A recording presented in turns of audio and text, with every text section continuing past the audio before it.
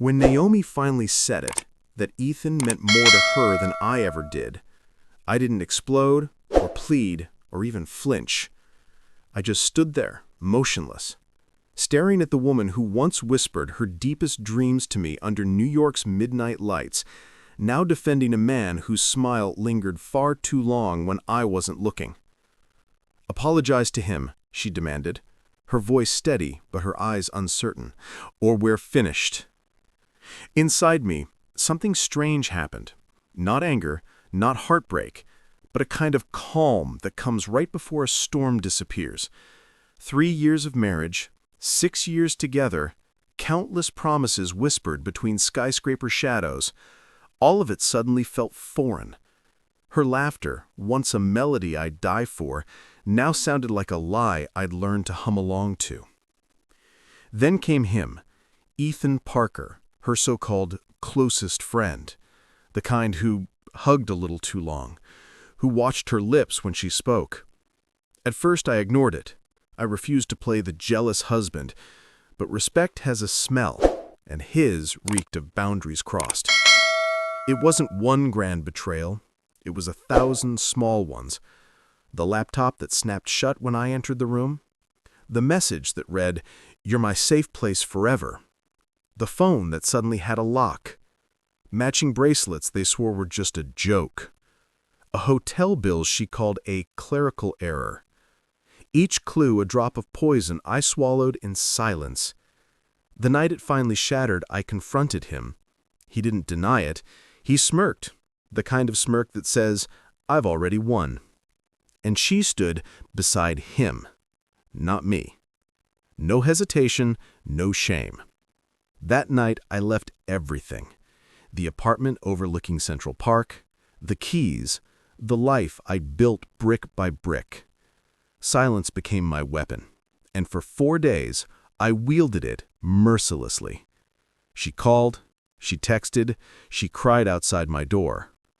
I gave her nothing. Silence eats at people. Desperation breeds mistakes. On the 4th night, an old friend who worked at her bank texted me. She opened a private account, been moving cash for months. I asked for details. 6 months of quiet withdrawals, $1,800 tucked away like breadcrumbs leading to her escape. She was planning to leave, just not before draining what she could.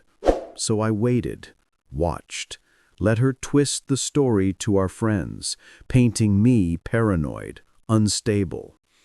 I let them believe her. In their pity, I found my opening.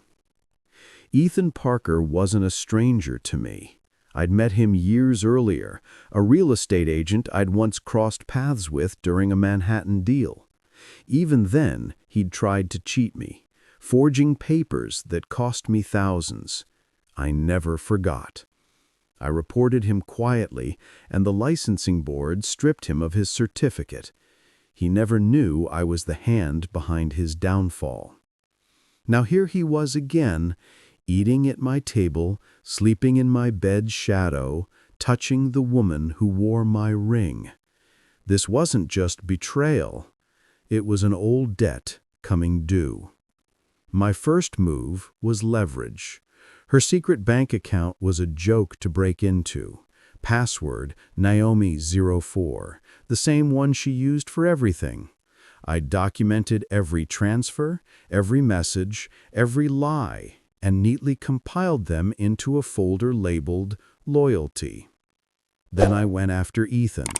A friend in property law mentioned 2 of his recent listings were walking a legal tightrope, so I nudged them off. Anonymous tips, recorded calls, fake client inquiries. Every word he said, every signature he forged, I captured and sent to the board myself. By day 4, both of them were unraveling. She showed up at my apartment, eyes swollen, voice cracking. She's spoken. "I just need to talk," she whispered. I let her in. She trembled when I offered coffee. When she reached for my hand, I didn't pull away. I told her I forgave her. Then I handed her the file. She flipped through the pages, the screenshots, the bank logs, the photos, the messages. Her face went pale. "I won't ruin you," I said calmly. "All I ask is that you leave quietly. No alimony, no drama, just silence." She nodded, no fight left in her, and walked out. Then came Ethan. He called that night, voice dripping with rage. "You think you can scare me?" he barked. "I don't have to. Your clients already have the files." We met the next morning in a small diner on 7th Avenue. He arrived smug, arrogant, as if the city itself owed him something. I slid a flash drive across the table. "It's over, Ethan. 12 victims, forged contracts, fake listings. By next week, you won't sell a parking space." He laughed until I leaned in and whispered, "She was never yours. You were only the fire she used to burn herself down." I stood, dropped a few dollars for my coffee, and left him there, staring at the flash drive that held his own grave. 6 months later, Naomi moved in with her sister in Queens. Ethan lost his license again. Word is, they don't even speak now. People ask me how I stay so calm. The truth is, I don't see it as revenge. I see it as restoration. Because revenge doesn't thrive on fury. It's born of clarity. And clarity came the moment she told me he was worth more. She was right in her way. To her, he was more, just not for long.